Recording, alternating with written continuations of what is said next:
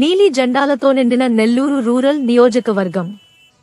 ఈ రోజు ఎన్నికల ప్రచారానికి చివరి రోజు కావటంతో వైసీపీ డివిజన్ నాయకులు రూరల్ నియోజకవర్గంలో ఆదాల గెలుపు కోసం జంబో ర్యాలీ నిర్వహించారు.